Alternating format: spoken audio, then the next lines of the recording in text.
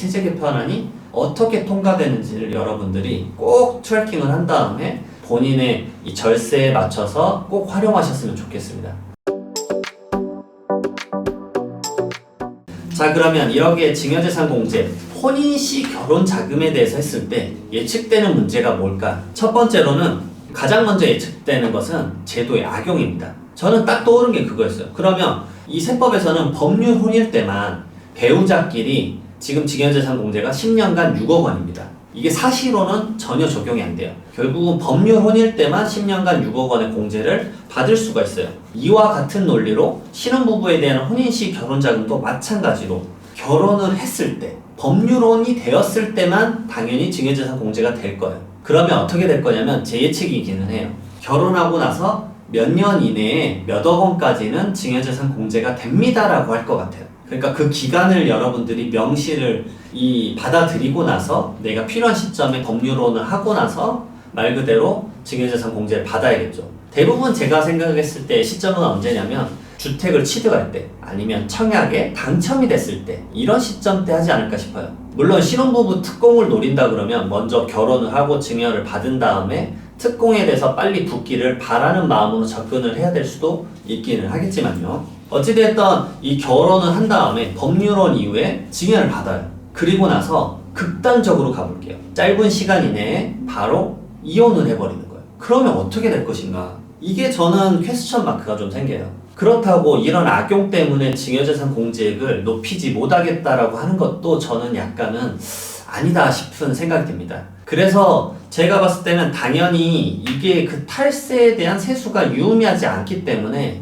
이것에 대해서 크게 걱정하지 않을 수도 있다라고 생각을 들어요. 이것 때문에 위장 결혼을 하는 그런 사태까지는 제 생각에는 펼쳐지진 않을 것 같아요. 근데 분명 제 생각에는 사후관리 요건이 이 공제에서는 적용될 것 같아요. 이 유사한 게 뭐가 있냐면 그런 게 있습니다. 자녀가 창업을 한다 그러면 창업 자금을 빌려줬을 때 거기에 대해서 공제를 아주 크게 해줘요. 뭐 5억 원, 그 다음에 세율도 뭐 10%만 적용한다. 그 대신 사후관리가 있어요. 몇 년 동안 그 자금은 무조건 창업의 목적으로 써야 된다는 게 있어요. 그러니까 신혼부부 관련돼서도 신혼부부가 관련된 비용으로만 무조건 써야 된다. 몇 년 이내. 그리고 만약에 그 가장 퀘스천 마크가 뭐냐면 이혼을 가장 짧은 시간에 했을 때도 과연 그 공제를 다시 추징을 할 것인가? 이 부분도 사실은 전 퀘스천 마크예요. 그러니까 제가 두 번째 말하려고 하는 건 이겁니다. 사후관리에 어려움이 존재할 것이다. 왜냐하면 결혼 후 몇 년 이내에 증여재산 받고 나서 이혼을 해버리면 추징을 하겠다라는 논리로 접근을 해버리면 이 결혼도 예측을 할 수가 없는데 이 이혼이란 건 살아봐야 알기 때문에 더 예측할 수 없을 것이라고 봐요. 근데 이 예측할 수 없는 미래에 대해서 추징을 한다? 이건 정말 퀘스천 마크일 것 같아요. 왜냐면 방금 예시로 들었던 창업자금은 말 그대로 창업에 쓰기 위해서 목적을 가지고 접근한 거기 때문에 창업에 대해서 활용만 하면 돼요. 이것도 예측 가능성이 조금 높진 않을 수 있겠지만 당연히 그 목적에 가져갔으니까 악용하지 말라는 의미에서 사후관리가 있는 게 당연하다고 봅니다, 저는. 하지만 이 예측할 수 없는 이혼에 대해서까지 추징을 해버린다, 사후관리를 해버린다 그러면 이 납세자도 곤란하고 과세관청의 국세청도 제가 봤을 때 사후관리에 대해서 아주 어려울 것 같아요. 그리고 혼인시 결혼자금 증여와 일반적인 증여재산 공제 5천만 원이 두 가지로 생각해 볼 수 있어요. 이 투 트랙으로 갈 거냐? 그러면 이 결혼, 이 각각 공제에 대해서 별도로 관리할 거냐? 아니면 합산해서 관리할 거냐? 이건데 별도로 관리하게 되면은 추가 증여를 할 때, 합산 신고할 때 어려움이 있을 것 같아요. 그러면 추가적으로 이 결혼 시에 혼인시 결혼자금은 2억 원까지가 증여재산 공제라고 가정을 해볼게요. 그럼 1억 원만 공제를 했어요. 그리고 나서 추가적으로 1억을 줬어요. 그 다음에 나머지 5천만 원을 또 여기다 줄 수 있는가? 그 다음에 이 상태에서 더 추가적으로 증여를 했을 때 이거는 어느 쪽에 포함을 시켜야 되는가? 이런 문제가 사실은 세법 개정안이 나와봐야 되겠지만 어려운 문제로 당면할 것이라고 봐요. 그리고 이것에 대해서 납세자가 당연히 본인의 증여재산 공제액을 별도로 사후관리를 해야 될 것 같다는 생각을 합니다. 그 다음에 두 번째로는 합쳐서 관리한다 그러면 추가 증여 발생했을 때 세액 계산은 어떻게 할 것인가? 이걸 합쳐서 뭐 2억 5천이다 라고 했을 때 그러면 추가적으로 이것은 세율을 낮게 가져갈 거고 이것은 세율을 높게 가져간다 그러면 세액 공제를 어떻게 먼저 썼는지 어떻게 따질 것인가? 납세자의 신고에 따라서 그거를 전부 다 사후관리를 할 것인가? 국세청 자체 내에서도 이 업무를 관리하는 데 있어서 많은 인력이 투입이 되지 않을까라는 생각을 또 한번 해봐요. 그러니까 좀 어려움이 좀 존재할 것 같아요. 그다음에 세 번째로는 지금까지는 제가 증여를 받을 수 있는 여력이 된다라는 게 가정이었습니다. 그러면 자, 증여를 못 받는 경우는 어떻게 할 것인가? 왜냐하면 모든 사람이 재정적으로 넉넉하진 않을 거예요.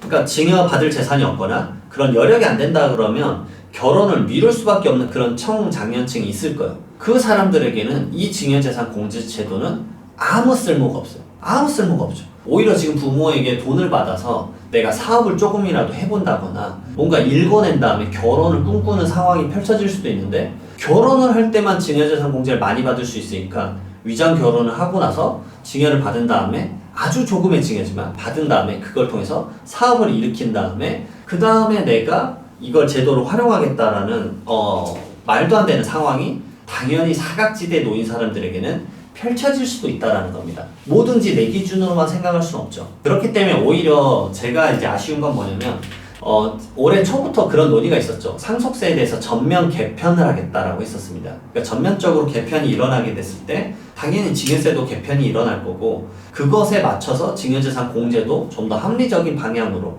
아니면 최근에 물가가 반영된 방향으로 좀 바뀌길 바라는 마음도 있었는데 결국 그러게까지는 논의되지 않고 협소하게나마 혼인식 결혼자금에 대해서만 이번에 증여재산 공제가 확대됐기 때문에 이런 문제에 대해서는 조금 고민을 해봐야 되지 않을까 생각을 합니다. 그리고 아주 일부에서는 부의 대물림이란 비판이 있는데 저는 그건 절대 아니라고 봅니다. 이거는 명확히 아니라고 봐요. 왜냐면 작금의 지금 사태를 보십시오.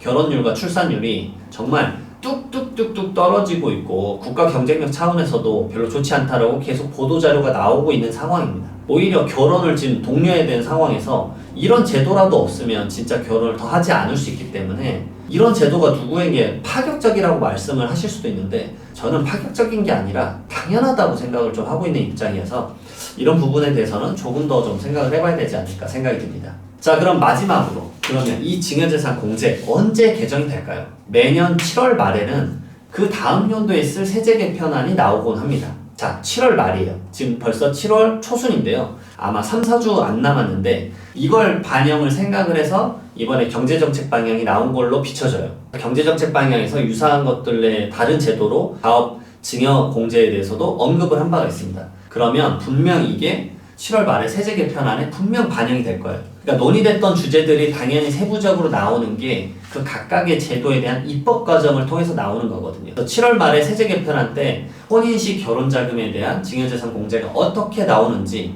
관심 있는 분들은 당연히 이 부분을 살펴보시길 바라고요. 그 다음에 살펴본 다음에 그 개정안 대로 무조건 통과된다라는 보장이 없어요. 이거 아주 명심하셔야 돼요. 왜냐? 그거는 입법 과정을 통해서 국회를 통과해야지만 그게 24년도부터 적용이 될 겁니다. 그러니까 신혼부부의 지금 사태에 있으신 분들은 24년 1월 1일에 과연 이 법이 어떻게 적용이 되는지 무조건 보셔야 돼요. 조건이 바뀔 수도 있고 공제 액수가 바뀔 수도 있어요. 처음에 개정안은 2억 원이 나왔는데 여야가 다투다가 결국은 합의점으로 조정을 한 게 1억 5천일 수도 있어요. 그러면은 내가 2억 원에 대한 세제 개편안만 생각을 했다가 실질적으로 통과된 게 1억 5천만 원이란 걸 모르고 증여를 해버리면은 큰 문제가 발생할 수 있다는 거죠. 결국은 12월까지 입법 과정이 어떻게 통과되는지 늦어지면 1월까지 가는 경우도 있어요. 그때까지 결국은 이 세제 개편안이 어떻게 통과되는지를 여러분들이 꼭 트래킹을 한 다음에